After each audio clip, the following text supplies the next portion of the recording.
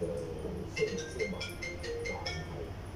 但係其他指標係叫做相對做有啲，但係對呢個結果嚟講，希望其他指標係講緊啲咩咧？能夠可唔可以做到少少？咩啫？創新低嘅百分有呢個比例啦。譬如話呢個市場都藥劑啊。佢哋睇下嗰個嘅期貨倉位咁大啦，多唔多股份佢叫做一個區間嘅大範圍啦，呢啲都係主宰呢個市場。我話幾快啊，慢得滯。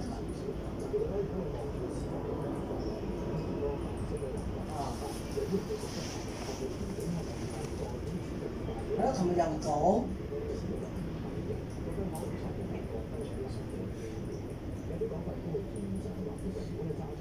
真係嘅，琴日又唔講。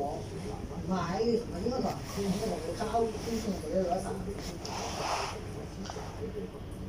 呢個時間係呢啲可能即係話有少少路得上行，喺個大。曹醫生寫俾佢啫嘛，咁我梗係寫翻佢曹醫生。呢個係咪一個適合嘅時間？唔係你覺得佢難嘅時候，我絕對唔得。咁仲有一啲咁所以我覺得話雖然仲有好多唔係啊，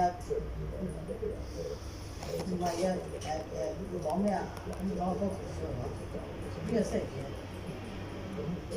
佢話阿哥又出佢啊嘛。前一晚即係星期日，琴日咪星期一咯。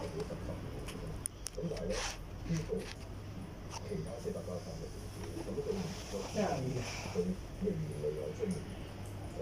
講11點翻嚟都唔係好夜啫。即係咁講意思，即係睇下曾醫生就實去咗旅行啊嘛，又話去咗。係兩次坐喎，曾醫生自己唔夠膽做，俾第二個醫生跟啦。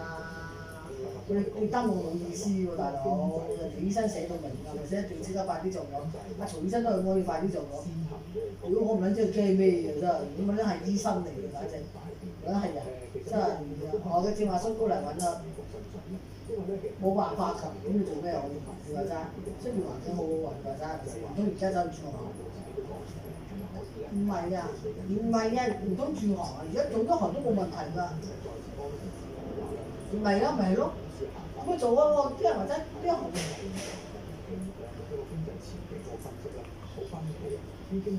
學要考牌先有用㗎，加水電。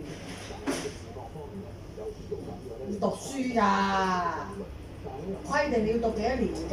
你唔係咁啊，跟啲師傅就可以去考㗎，而家唔得㗎，以前就得。